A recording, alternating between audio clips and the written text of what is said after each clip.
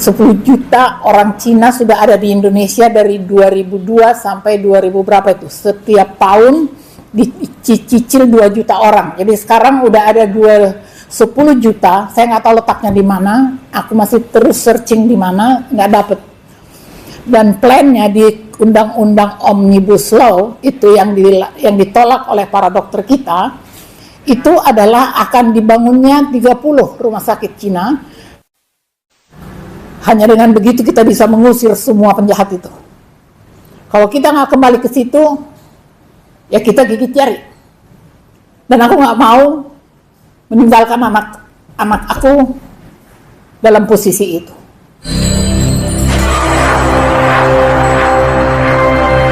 Ya, saya memang lagi pengen betul-betul menyampaikan sesuatu. Dan tidak hanya pada 1-2 orang, tetapi pada orang-orang yang bisa memperluas dan sehingga masyarakat mengerti apa yang sedang kita pikirkan. Jadi saya sering khawatir gitu ya, kayak rakyat nih sekarang dalam kondisi bangsa kita yang seperti ini lagi ngapain? Kita nggak tahu. Aku salah satu dari sedikit sekali barangkali pusat dari reformasi 98 ya. Aku yang mengangkat Amin Rais ke permukaan, aku yang mengangkat Megawati ke permukaan.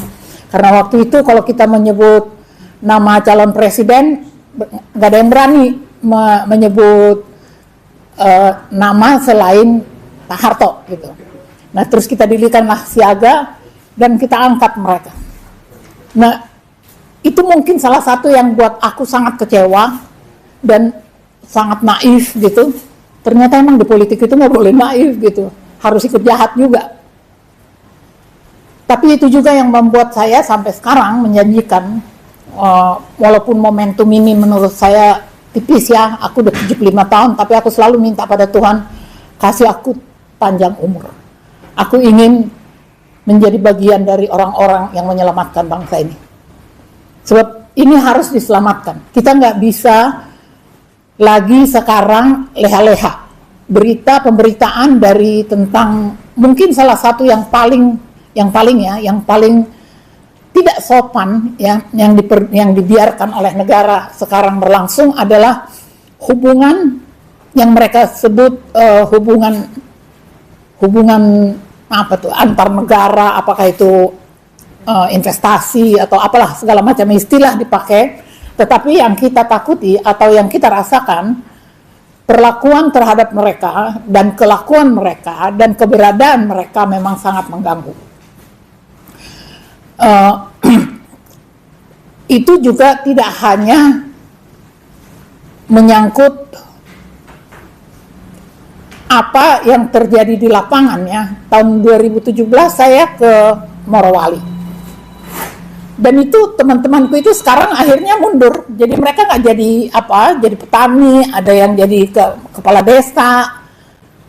Daripada perang terus sama Cina-Cina itu, mereka juga punya harga diri gitu. Tapi itu juga yang salah gitu, karena kalau mereka nggak bertahan di situ, ya mau nggak mau semuanya Cina di situ.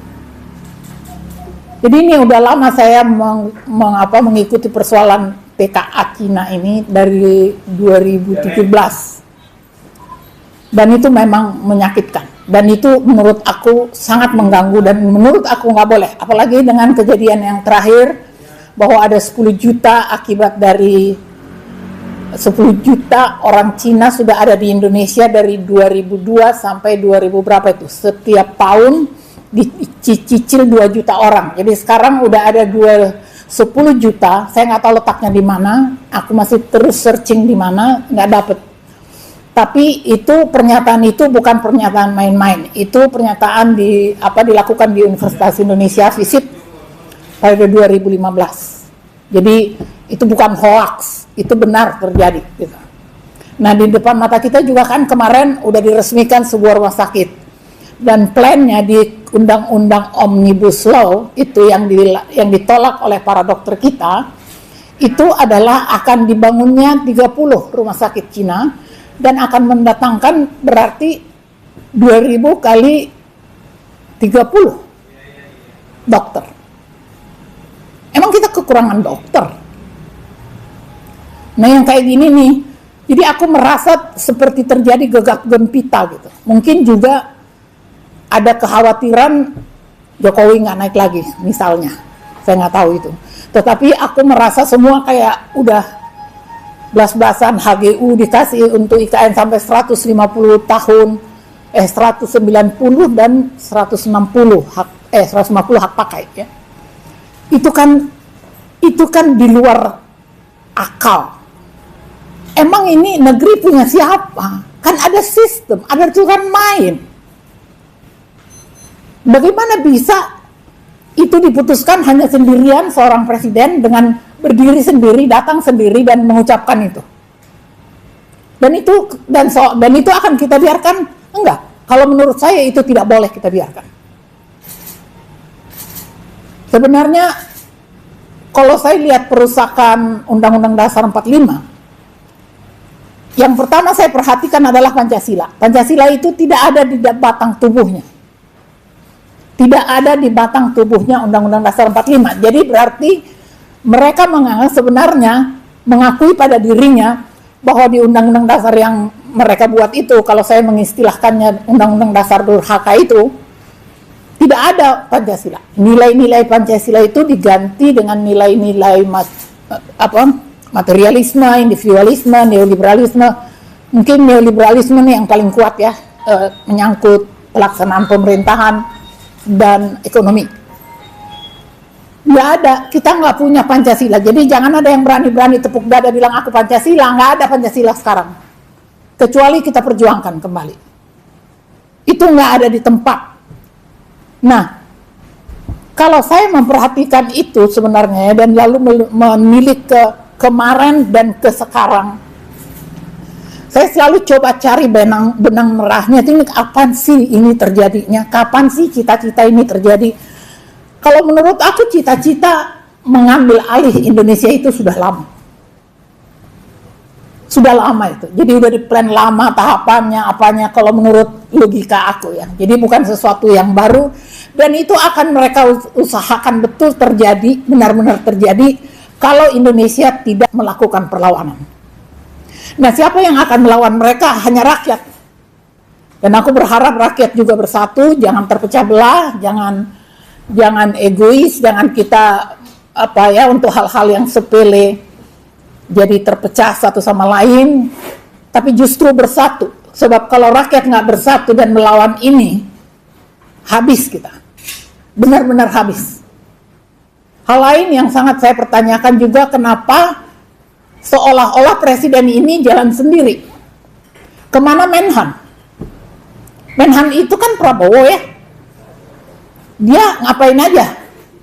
Menhan itu kan tugasnya Menteri Pertahanan Negara. Ketika ada yang seperti ini, mestinya Menhan nongol. Tapi saya nggak pernah melihat Menhan membicarakan masalah-masalah seperti ini. Malah terjadi aja. Lalu Panglima juga, di periode-periode 10 juta Cina ini sebenarnya kan ada 2-3 Panglima bekerja. Tapi aku nggak pernah ada mendengar Panglima mempersoalkan ini. Jadi sistem pemerintahan kita itu juga nggak jalan. Benar-benar nggak jalan. Cara melumpuhkannya bagaimana? Apakah seperti DPR dibayar 3 kali lipat? Saya nggak tahu. Tapi kesimpulan yang bisa kita ambil dari sini adalah bahwa rakyat harus bersatu. Jangan terpancing pertengkaran adu domba. Bersatulah dan ambil hak.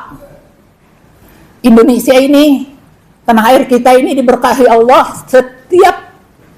setiap jengkalnya untuk rakyat Indonesia, bukan untuk siapa-siapa, buat rakyat Indonesia. Jadi mari kita perjuangkan itu. Jangan kita sibuk bertengkar hal-hal yang emosional yang gak ada gunanya. Tujuan kita mengembalikan Indonesia ke pangkuan Ibu Pertiwi. Itu saja, dan itu harga mati. Kalau untuk itu kita harus ngomong harga mati, nggak bisa nggak. Kembali ke Undang-Undang Dasar 45. Hanya dengan begitu kita bisa mengusir semua penjahat itu. Kalau kita nggak kembali ke situ, ya kita gigit jari. Dan aku nggak mau meninggalkan anak aku dalam posisi itu. Aku nggak mau meninggalkan bangsa ini dan generasi penerusku dalam kondisi itu. Gitu. Terima kasih. Assalamualaikum warahmatullahi wabarakatuh. Karena apa yang harus kita perbuat untuk bisa kembalikan Undang-Undang Dasar 45 itu? Satu, yang kedua kita jangan dipecah belah tadi karena tapi kondisi rakyat memang sekarang sudah terpecah belah. Jadi kira-kira ada tips atau ada himbauan apa yang mungkin lebih bisa mengena pada seluruh rakyat Indonesia? Karena memang bangsa ini sekarang dalam posisi selangkah lagi kita dikuasai bangsa lain gitu. Jadi mungkin lebih jelasnya seperti apa yang harus kita lakukan? Ya, sosialisasi ya, itu perlu banget. Aku juga punya rencana sosialisasi, tapi saya nggak akan kasih tahu itu di media ya. Yang saya harapkan bisa menggrab semua rakyat Indonesia gitu. Ya apa aja, kita kan sekarang punya sebenarnya kecanggihan teknologi yang bisa membuat kita berbaur dengan orang. Mulailah teruslah di situ bicara kebaikan. Dan bicaralah tentang bahaya yang kita sedang hadapi. Orang kan masih happy-happy aja nih.